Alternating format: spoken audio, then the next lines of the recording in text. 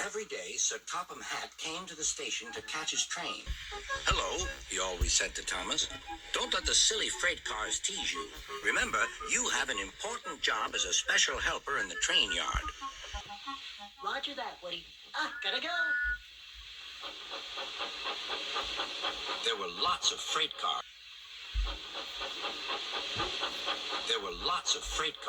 And Thomas worked very hard, pushing and pulling them into place. There was also a small coach and two strange things his driver called cranes. "That's the breakdown train," he told Thomas. "The cranes are for lifting heavy things like engines and coaches and freight cars."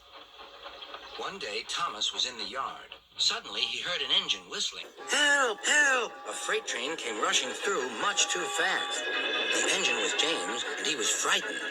His brake blocks were on fire. "They're pushing me! They're pushing me!" he panted. On, laughed the freight cars, still whistling, "Help! Help!" Poor James disappeared. "I'd like to teach those freight cars a lesson," said Thomas the tank engine. Soon came the alarm. "James is off the line! The breakdown train! Quickly!" Thomas was coupled on, and off they went.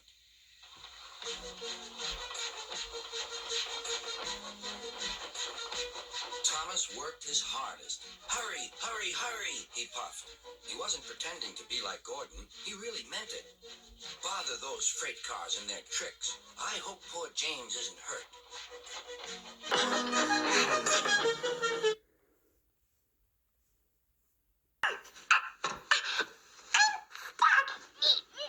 Driver and firemen were feeling him all over to see if he was hurt. "Never mind, James," they said. "It was those silly freight cars and your old wooden brakes that caused the accident." Thomas pushed the breakdown train alongside. Then he pulled away the unhurt freight cars. "Serves you right, serves you right," puffed Thomas. He was hard at work, puffing backwards and forwards all afternoon. "This'll teach you a lesson, this'll teach you a lesson," he told the freight cars.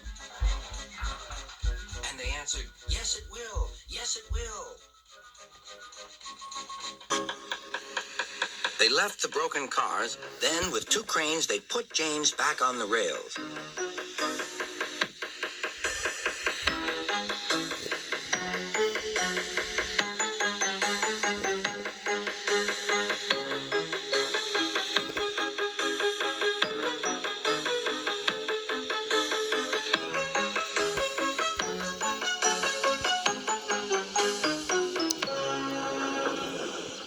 He tried to move, but he couldn't. So Thomas helped him back to the shed.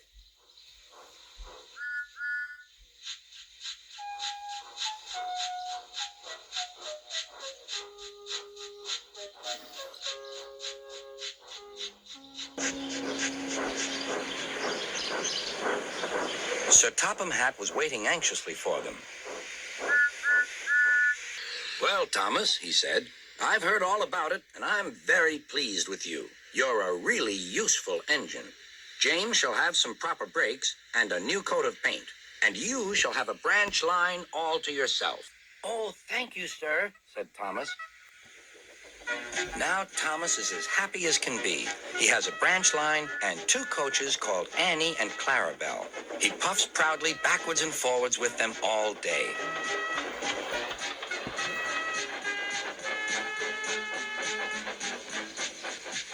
He is never lonely. Edward and Henry stop quite often and tell him the news. Gordon is always in a hurry, but never forgets to say, "Boop, boop," and Thomas always whistles, "Beep, beep," in return.